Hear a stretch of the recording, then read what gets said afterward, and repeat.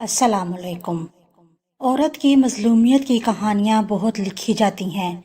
بہوؤں کو سسرال میں جلا دینے کی کہانیاں بھی عام ہیں، لیکن کبھی کبھی کوئی واقعہ کچھ مختلف سا بھی منظر عام پر آ جاتا ہے۔ ہمارے اس استثنائی معاشرے میں اگر 70% خواتین مظلومیت کا شکار ہیں تو 30% ایسی بھی ہوں گی جو اپنی نادانی کے ہاتھوں برباد ہوتی ہیں۔ وہ خود پر ہی ظلم نہیں ڈھاتی، ان میں محبت کرنے میں بھی ان کی خطاؤں کی لپیٹ میں آ جاتے ہیں۔ ان کے ماں باپ، پیار کرنے والے شوہر، معصوم بچے، سبھی سر تا پا بربادی کے ایندھن میں جل کر راکھ ہو جاتے ہیں۔ سچ ہے، عورت ہو یا مرد، کوئی انسان بھی فرشتہ نہیں ہوتا، اور یہ بھی حقیقت ہے کہ تصویر کے دو رخ ہوتے ہیں۔ کبھی دوسرا رخ بھی سامنے آئے تو زمانہ اسے دیکھ کر حیران رہ جاتا ہے۔ ہمارے گھر کی کہانی ایسی دل سوز ہے، کتنا وقت گزر گیا مگر یہ گاؤ آج تک نہیں بھر پائے، ان سے خون رستا ہی رہتا ہے۔ 21 سال کی عمر میں میرے والدین نے نئے رشتہ داروں میں بڑے چاؤ سے میرے اکلوتے بھائی مجیب کی شادی کر دی۔ ہم دونوں بہنیں اور سبھی گھر والے بہت خوش تھے۔ سوچا بھی نہ تھا کہ یہ جو بھولی بھالی شرمیلی سی لڑکی ہمارے گھر دلہن بن کر آ رہی ہے، اس سے ہمارے ارمانوں کی جنت میں آگ لگے گی۔ ہم لڑکی بیانے شہر گئے تھے اور تیسرے دن بارات کے ہمراہ دلہن لے کر اپنے گھر آ گئے۔ یہ 11 جنوری کی رات تھی۔ دلہن کا کمرہ سجا کر گئے تھے۔ بڑے ارمانوں سے میرا بھائی دلہا بنا۔ دلہن کے کمرے میں گیا، رات کی تقریب 10 بج گئے۔ دلہن دلہا کے خیالوں سے کہیں زیادہ حسین تھی۔ مجھے بھائی مسمری کے بیٹھنے لگے تو عروسہ نے جلدی سے لحاف میں منہ چھپا لیا۔ مجیب نے لحاف ہٹانا چاہا مگر دلہن نے مضبوطی سے اسے اس طرح کس کے پکڑ لیا کہ چہرہ نہ دکھایا۔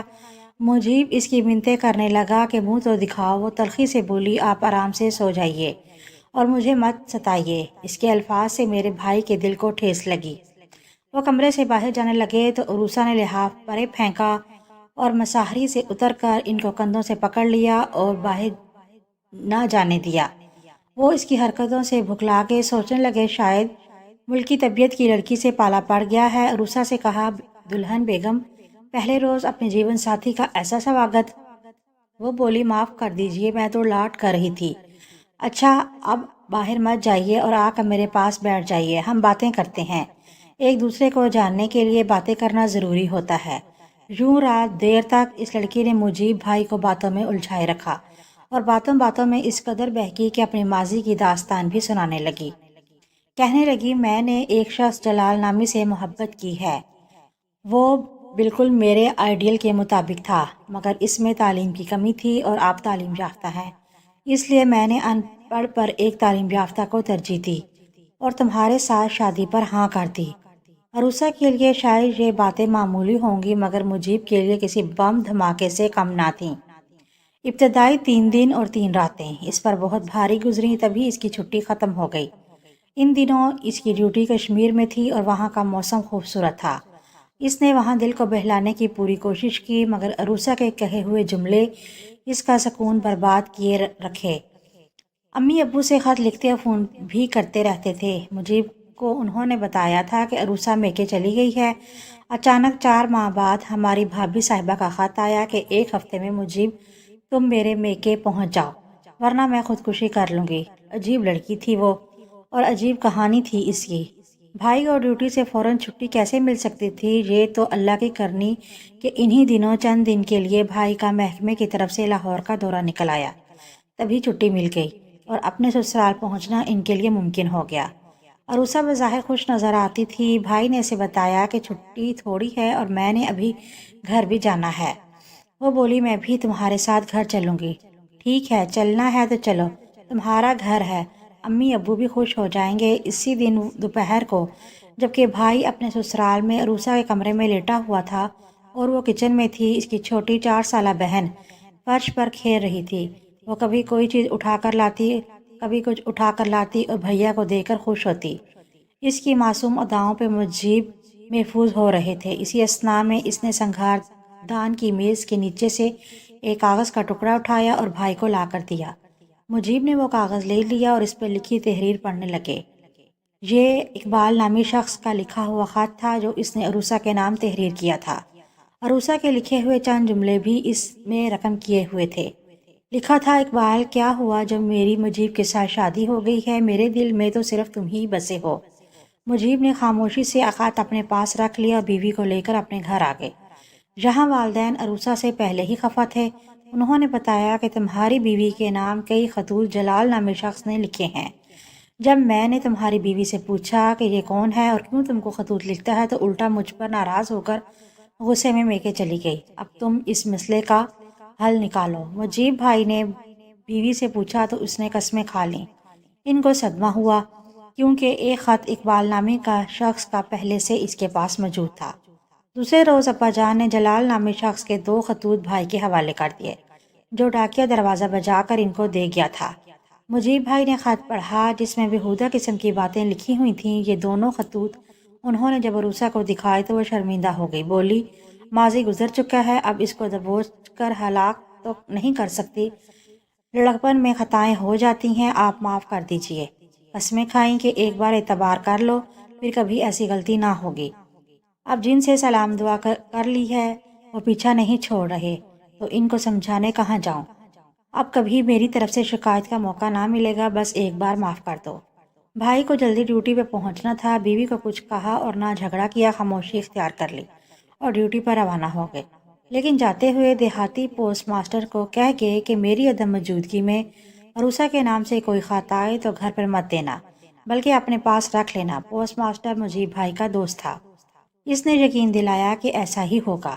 بھائی ڈیوٹی پر 1.5 ماہ رہے، وہاں عروسہ کے خطوط اس کو برابر ملتے رہے۔ ان خطوط میں ہمارے والدین کی شکایتیں لکھی ہوتی تھیں۔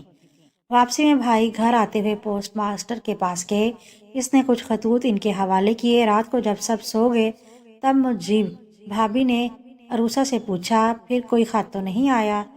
تم نے کوئی غلطی تو نہیں کی؟ وہ ناراض ہونے لگی کہ کیسی باتیں کرتے ہو، بہتان لگاتے ہو۔ تبھی اس نے وہ سارے خطوط بیوی کے سامنے رکھ دیے۔ وہ بے حد شرمندہ تھی، پھر سے معافیاں مانگنے لگی، مگر بھائی اس کی معافی قبول کرنا نہیں چاہتے تھے۔ تبھی عروسہ نے کلام پاک بھائی کے سامنے رکھ دیا اور کہا کہ اس مقدس کتاب کو ضامن بنا کر کہتی ہوں کہ اس بار معاف کر دو، آئندہ کبھی کوئی غلطی نہ کروں گی۔ دراصل میں تو ان سے واسطہ نہیں رکھنا چاہتی، یہ خود مجھے بلیک میل کرنا چاہ رہے ہیں۔ بھائی نے قرآن پاک اٹھا کر تعظیم کے ساتھ الماری میں رکھ دیا اور غصہ ضبط کر لیا۔ عروسہ کو کہا کہ تم نے اتنی بڑی ضمانت دے دی ہے، میں تم پر اعتبار کر لیتا ہوں، لیکن آئندہ مجھ سے بے وفائی مت کرنا۔ اگر کوئی بلیک میل یا تنگ کرنے کی کوشش کرے مجھے بتانا۔ اب بھائی کی پوسٹنگ پشاور ہو گئی تھی۔ عروسہ نے ساتھ چلنے کی فرمائش کی تو وہ اس کو ساتھ پشاور لے آئے۔ ایک روز شام کے وقت اچانک چولہا پھٹنے سے کچن میں آگ لگ گئی۔ آگ کی لپیٹ میں عروسہ کی اوڑھنی بھی آ گئی اور اس کے کپڑوں نے آگ پکڑ لی۔ میرا بھائی گھر اور سامان کو جلتا چھوڑ کر بیوی کو گاڑی میں ڈال کر ہسپتال بھاگا۔ عروسہ کا سر اور منہ بچ گیا تھا، باقی تمام بدن جھلس گیا تھا۔ ڈاکٹر نے فوراً داخل کر کے طبی امداد دی اور علاج معالجہ شروع کر دیا۔ انہوں نے مجھے بھائی اور عروسہ کا بیان بھی لیا۔ دونوں نے جو ہوا تھا بیان میں لکھوا دیا کہ آگ اچانک چولہا پھٹنے سے لگی ہے اور یہ ایک حادثہ ہوا ہے۔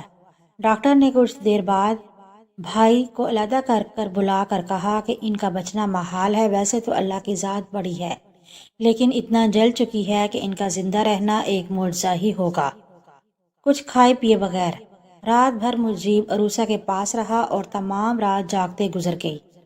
جب اسے ہوش آتا وہ میرے بھائی کو دیکھ کر رونے لگتی۔ اس کا تمام وجود سفید پٹیوں میں جکڑا ہوا تھا۔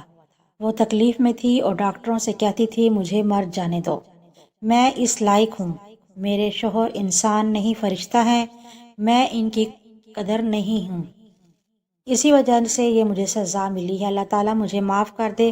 وہ ہم کو بھی کہتی کہ میں نے اتنے شوہر کی قدر نہیں کی، تبھی خدا نے مجھے ایسی سزا دی ہے۔ ہم اس کو تسلی دیتے، بھائی بھی کہتے عروسہ حوصلہ رکھو، تم ٹھیک ہو جاؤ گی، مگر وہ جواب دیتی میں چند گھنٹوں کی مہمان ہوں، میری خطا معاف کر دو، میں تمہاری گناہ گار ہوں، جب تک دل سے معاف نہ کرو گے میری جان نہیں نکلے گی اور تکلیف میں رہوں گی۔ میں نے تم کو سچے دل سے معاف کر دیا ہے عروسہ۔ میرا بھائی بیوی کو تکلیف میں نہیں دیکھ سکتا تھا، وہ تو کیا کوئی انسان بھی کسی کو اتنی تکلیف میں نہیں دیکھ سکتا ہے۔ کچھ دن یوں ہی کھٹن بیت گئے، پھر وقت کے ساتھ ساتھ رفتہ رفتہ عروسہ کی تکلیف کم ہونے لگی اور اس کی طبیعت بھی سنبھلنے لگی، یہاں تک کہ وہ ٹھیک ہو گئی۔ واقعی یہ بھی ایک معجزہ تھا، کیونکہ وہ کافی ساری جل چکی تھی۔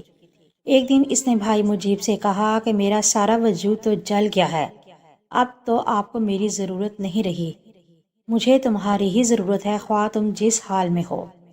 تم میری شریکہ زندگی ہو، میں تمہاری قدر کروں گا۔ تب وہ مشکور ہو کر رونے لگتی۔ اللہ تعالیٰ کی مہربانی سے وہ دن بھی آ گیا جب وہ بالکل ٹھیک ہو گئی۔ تکلیف رہی اور نہ زخم رہے، بس زخموں کے نشان بدن پر باقی رہ گئے۔ ہاتھ، پیروں اور چہرے پر کوئی نشان یا داغ نہ تھا۔ وہ بدصورت ہونے سے بچ گئی تھی۔ سال بھر بھائی کے ساتھ وہ ٹھیک ٹھاک رہتی رہی۔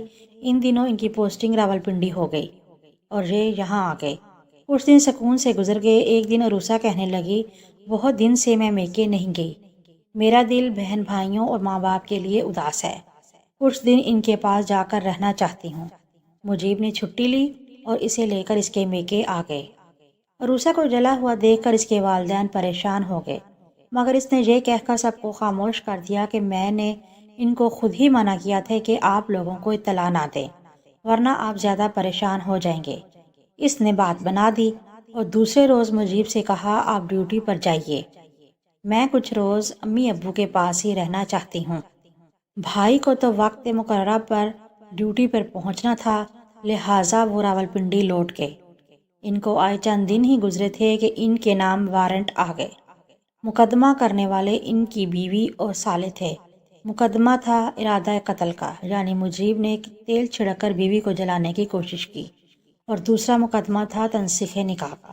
مجیب نے جان لیا کہ عروسہ طلاق چاہتی ہے، سوچا کہ ایسی بیوی کو رکھنے کا کیا فائدہ، بہتر طلاق دے دوں۔ مقدمہ لڑنے کا مطلب ذلیل خوار ہونا تھا، لہٰذا انہوں نے طلاق کے کاغذات ڈاک کے سپرد کر دیے تاکہ یہ عورت جیسی زندگی گزارنا چاہتی ہے اور جس کے ساتھ اپنی خواہش پوری کر لے۔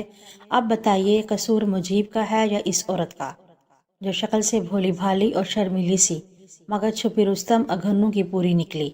وہ خود کسی اور سے شادی کرنا چاہتی تھی، جلال تھا کہ اقبال، خدا جانے، یا پھر ایک ہی آدمی کے دو نام تھے، جو ہم کو پریشان اور میرے بھائی کو بددل کرنے کے لیے ہمارے گھر خطوط ڈال جاتا تھا۔